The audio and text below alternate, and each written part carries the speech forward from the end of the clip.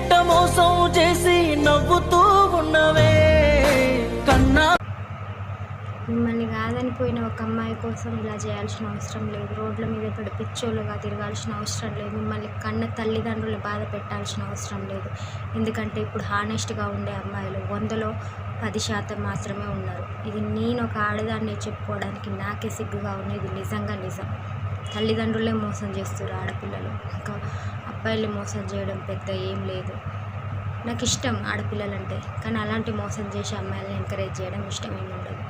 అలాంటి అమ్మాయిలు ఎవరో మోసం చేసి వెళ్ళారని చెప్పి మిమ్మల్ని కూల్చుకోవడం, మీరు సూసైడ్ చేసుకోవడం, మీ తల్లిదండ్రులను బాధ పెట్టడం చేసే బదులు మీకు నచ్చింది ఏదో, మీ గోల్ ఏదో తెలుసుకుని ఇప్పటికైనా మీ పని ఏదో మీరు చేసుకుని సెటిల్డ్ కాండి. ఇలాంటి అమ్మాయిలు 100ల మంది మీ వెనకాల తిరుగుతారు. మీకంటూ ఒక లైఫ్ ఉంది నాన్న, ఈ అమ్మాయితోనే ఎండ్ కావట్లేదు. అమ్మ నాన్నలు ఉన్నారు, మంచి